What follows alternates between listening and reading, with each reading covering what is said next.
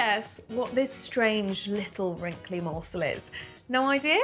It's called a tiger nut, but it's got nothing to do with tigers, and it isn't a nut. In fact, it's a root vegetable, and it's being claimed that they're good for our guts. They were briefly popular during the Second World War when sweets were rationed. In Spain, they've always been a favourite, especially when made into a kind of plant milk. And it turns out even our distant ancestors had a taste for them.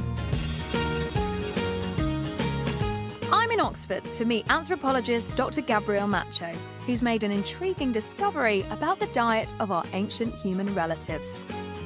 Hello, Gabrielle. Hey, pleased to meet you. So what exactly are we looking at here? What is this? This is a relative who lived in East Africa for about 1 million years. He was mainly subsisting on these tiger nuts.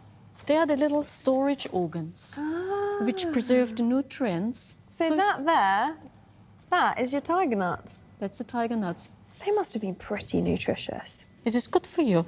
It is high in fibers, lots of minerals, vitamins, and essential fatty acids. So how many tiger nuts would he have eaten every day? Keep going. Can you just tell me when?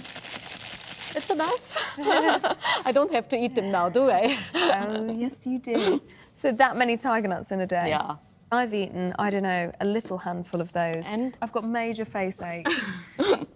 Look at the enormous tooth size. Gosh. And compare it to our teeth.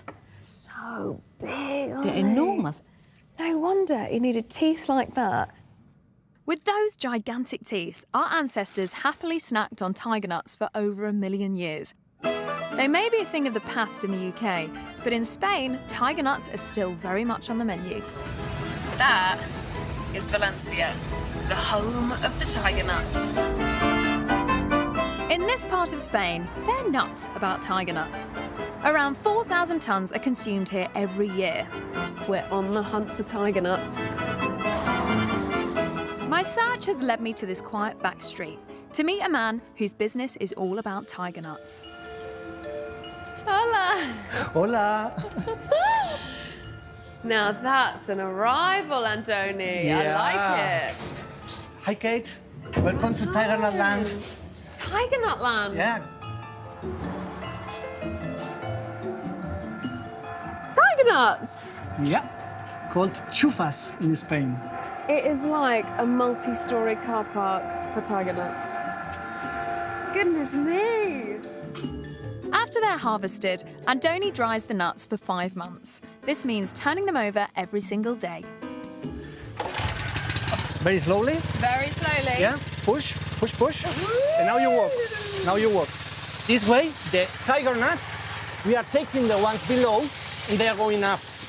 Very good. Amazing professional, Kate. Well, you know.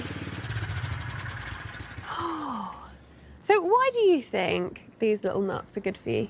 For me, more important reason, it has a lot of fiber, so it's very good for the constipation and for the diarrheas. And please don't ask me how I know this. From experience?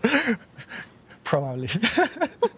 So you've got a lot of tiger nuts in this warehouse. Where do they all go? We eat them raw, but basically we drink horchata, which is plant milk. You make a drink from these dry old nuts? Yes, we do. If you want, we can go just downstairs and I show you. Great. Go on. Okay. No? I think it's enough. And now we grind. This is how you make horchata. This is the traditional way. Yeah. So what next? Is that enough? That's looking pretty good to me. Now we will mix it with water. Horchata is made from just ground tiger nuts and water. A simple recipe you can easily follow at home with a food processor and a tea towel. Now we just squeeze and strain, yeah? Yeah. Okay. So a lot of the good stuff, the fibre, doesn't even make it into the horchata. In fact, it does, because it has a lot of soluble fiber, which goes in the water and through the cheesecloth into the horchata. So that soluble fibre is the stuff that you say is good for digestion. Yes, it is. Fill us up. I like it. If you were to drink an almond milk, it's a little bit like that, but a little bit sweeter. Cheers. Salud. According to Andoni, there's a tradition of using horchata to treat dodgy tummies. But what's the science? Leading microbiologist Dr. Gaspar Perez Martinez has been investigating the effects of tiger nuts on our digestion, and he's going to show me how they work. So this is my digestive system. Yes, more or less. So, have a sip.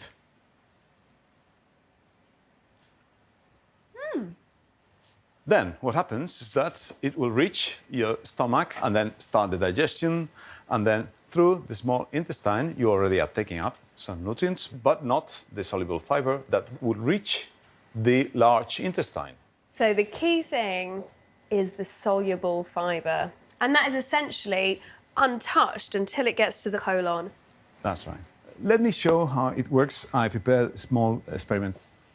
Professor Perez is recreating what happens in the colon by adding some soluble fibre from horchata to bacteria that live in our guts.